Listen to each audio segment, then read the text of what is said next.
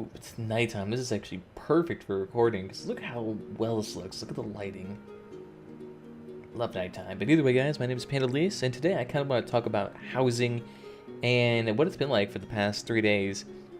And with actually my experience with housing has actually been very positive in that housing has been pretty much more polished than I anticipated because this is ZeniMax, and the last time they implemented something like, I think it was like the Jubilee cake that crashed the game every time you looked at your recipes. So I had very low expectations going into this, but I've been pleasantly surprised. There is a lot of freedom with regards to housing. There is an absolute bucket load of items, like close to 2,000 or more, and many of them are crafted, many of them can be purchased with in-game means, with in-game gold, and I think very few of them will really ever need to go to the Crown Store, I should say. There are a couple of Crown Store exclusive items, but I mean, you really won't need to buy them. There is so many options in-game to even really buy the stuff from the Crown Store. It'd be kind of overkill to your house, really. But I mean, other than that, the huge freedom that housing gives you with regards to how you can design your house is really nice, because with a lot of housing features in game, you're either limited by the models themselves not being able to interact with each other at all, so you sort of had like a chair in one corner, a rug in this corner, a lamp in this corner, and it looked very odd and nothing looked natural. Here you can make everything look really natural, overlap naturally, you know, put chairs whichever way you want. You want to look ridiculous in your house, make it look like a Shio-Gorath inspired place, you can do that. There is absolute freedom, and actually testify to the absolute freedom there is. You may not be able to see this. You know, they got nice little decorations here, added some trees, added some statues, you know, got Yeast Grimoire there. But as you can see, I've covered about the good third of my house with just stone slabs, just trying to make this thing a cave. Now, of course, I will need much more stones to actually cover this full thing, and there's actually a limit. So besides limiting the amount of items you can have, and unless you're doing something ridiculous like this, trying to make your house a cave, you won't run out of really enough space. You can place down, I think, close to 600 items into this thing alone. So I mean, as long as your creative potential isn't limited, you can make whatever you want, design whatever you like, and pretty much every racial thing is accessible to you, even the common stuff, which is really nice. And there's actually a lot of items involving achievements, questing, and all those can be purchased and placed down. And the actual housing system itself, the placing down, browsing, and all these items is actually fairly intuitive. You know, you have the aligned feature which sticks it to whatever surface you're looking at for easy place down. It's a little bit buggy here and there with tapestries and oddly shaped items, but for the most part it's pretty easy. You know, you can turn your items, flip it upside down, left, right, and then you orientate it this way too. Get it spinning like crazy. And it's good they got it lighting up too, so you actually know what you're doing. You know, you can put it away, you can push it farther away or bring it closer to you. And you can actually have this type of thing called surface drag. So what surface drag is whatever surface it touches, it just follows that surface, so no matter how far you look out, you can have the object placed right there perfectly flat, or right here perfectly flat. So I think that's kind of an interesting feature they put in there that I actually find to be useful for some objects, but going free cursor mode tends to be a little bit better. And besides things like tapestries becoming uninteractable with, chairs for some reason losing their option to be interacted with. Like this chair right here, I should be able to sit into it. Can't. This one I can, however.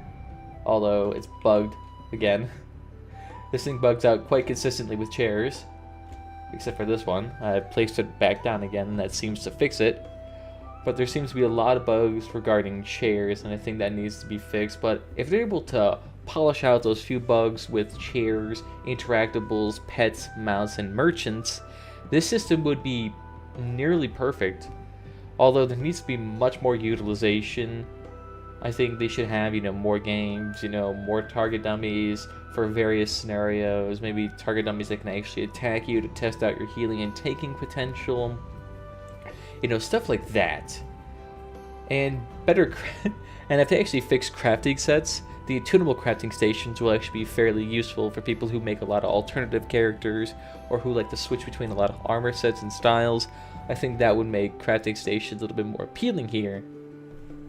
Now, while we've talked about a bunch of the things in housing itself, outside of housing, there have been a couple of things, I should say, that have been introduced. There are these brand new sealed crafting writs that you can obtain after doing regular crafting writs, and these are basically like extreme version of crafting writs, where you craft one item that is of very specific specifications, I should say. You have to go to a specific crafting station. You have to go craft, you know, a Ancestor Silk Nord Sturdy Oblivion's Foe hand piece, and that will, you know, take you to Oblivion. You make it, and it has to be legendary quality. And then once you fill out all of these prerequisites for that one item, then you bring it back to this one guy. You get these writ vouchers, which then you can exchange for ebony pages, the ebony motif, and animus geodes, a Singeing Ambrosia, or the other one, I can't remember the other, EXP pot recipe, the target skeleton, and just a bunch of other stuff that you can actually use to get these various recipes. And I find that to be very nice, a good way to benefit those who spend a lot of time in their crafters.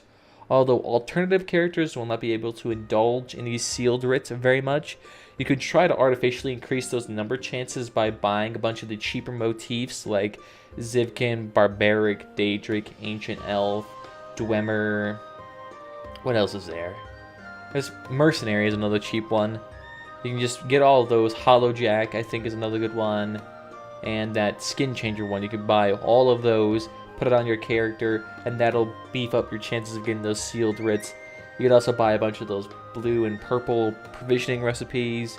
That'll increase your provisioning chance to get those sealed writs. Just do all of that and you'll get a higher chance to get those writs. But one thing I will say is that the legendary sealed writs, the ones they have to make these legendary item pieces for, I can see those not being terribly utilized. Because who in their right mind is going to spend 60, 70, 80,000 gold in gold tempers for a single quest? There has to be an absolutely ridiculously huge payoff in order for somebody in their right mind to use 8 tempering alloys on a pair of freaking gloves. There has to be some payoff. And the fact you can't buy tempering alloys from this guy kind of make it a little bit sketchy to do. So I can see legendary writs not being used. The epic ones are by far going to be used the most because they're so cheap to make these days. I can see those being used very well. Other than that, let's see, what else is there outside of housing? You do get that free apartment on each of your characters. So you make a DC character, Ebonheart Pact character, and a AD character, and you get those 3 free apartments, which I find to be quite nice. So you can get those, although you can only have the housing quest on a person at a time, or on a count, I should say, so you have to do it one by one in a neat order. But once you do that, then you get the apartment, and that unlocks every other house in the game, because every other house needs that quest to be completed in order to purchase, unless you buy it with crowns, of course. And one thing I do find a little bit half and half, the thing that you have to do, you have to complete a certain quest in order to purchase a house, I find to be a little bit good in the sense that it's going to force people to do the content in a way. It's also half and half because doesn't actually point you to the quest that you need.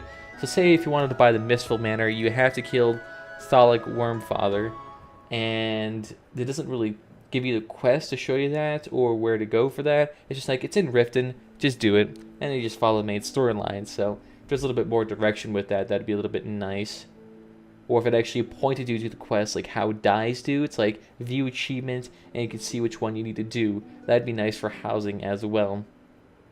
Let's see, what else beyond housing? A lot of grinding is going to be needed for housing now that I see it. You're going to need an absolute crap ton of style gems and an absolute crap ton of those brand new type of mats that come out, like mundane runes, clean fur, some type of wax for provisioning, just that stuff you're going to need an absolute boatload of in order to actually do anything. So grinding is going to be pretty intense for those in the housing scene, so that I find to be a little bit of a downside because that's pretty insane. It's just going to encourage people to buy all the item sets or buy whatever they need. Crafting I can see being not terribly utilized. On the PTS it's heavily utilized because you have 10 million gold and this doesn't affect your main account, so that needs to be a little bit reduced. I would say being able to get the materials from refining would be really nice. So say if you refine like 100 stacks of ruby ash, you should get quite a few of the wood making materials so you can make a bunch of chairs and whatnot. That'd be nice. Other than that, let's see what else is outside of housing. I have a bullet point list here on Google Drive, so let's take a look here. Nope, recipes though. I will say, you actually can get recipes fairly easy. A lot of people have, vendors have the white variation recipes. I haven't found any in barrels yet, but I haven't searched a whole bunch, so I'd imagine it's probably the same rarity as provisioning recipes, I can imagine. So as long as the drop rate on those is nice, because there is an absolute crap ton of recipes, so as long as the drop rate on those is appropriate, I can see having no issues with that. Although I imagine a lot of them are region locked, so if you want to have a red guard looking house, you're going to have to go to, you know, the red guard homeland, whatever the devil that's called. So that will be a little bit interesting to see what the grinding is going to be like there. Let's see, what else have we not addressed here today? Now we've pretty much covered everything from Ritz to Crown Store availability. This feature will be coming out sometime in February on Q1. Right now it's on the PTO, so feel free to check it out if you have a PC version. It's the same size as the regular game, but 8 GB for the housing update. And overall, I would give housing a 7 out of 10. So the main thing they would really need to add or fix is they need to add more utility to houses. That would be a big plus if they could add some more utility through, you know, interactables, games, or whatnot. Just make it more entertaining to be at your house. They could add... They definitely do need to fix a lot of the bugs.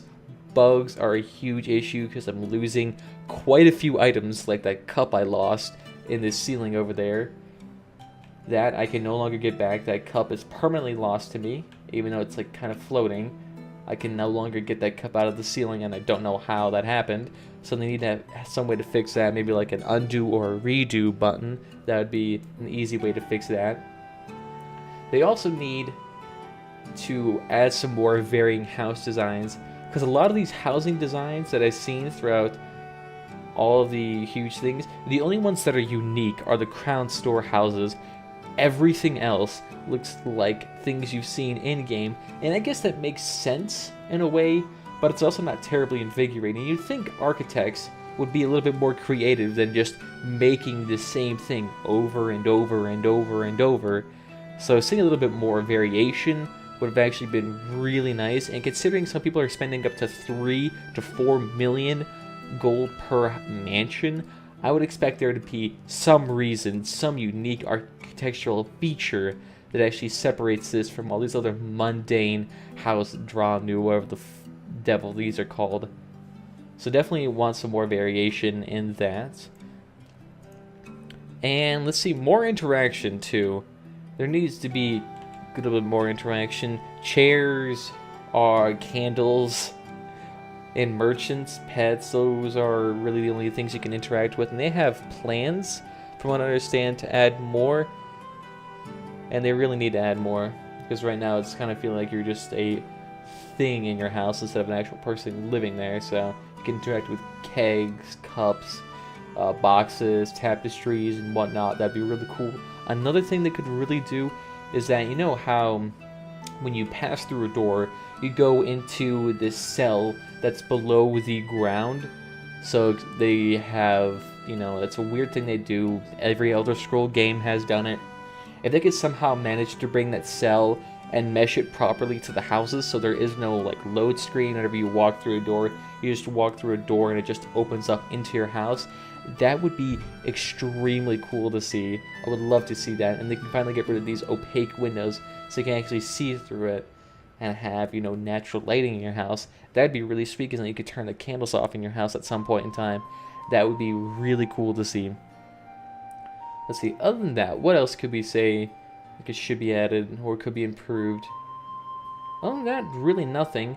Although I would say if you could make the grind on alternative characters on your alts a little bit better, so sealed writs are not nearly as rare, that would be nice. And make legendary writs cost or give you a lot. Otherwise, those will never be used. Other than that, what else can I say? Really nothing much. I just have a huge list of improvements, but I won't bother you with those. I'll just leave these improvements in the comments or on the Reddit post. So other than that, thank you all for watching. If you have any comments, questions, or concerns about housing, feel free to leave it down below. I'll try to answer it to the best of my abilities. No promises. This is just a PTS feature after all.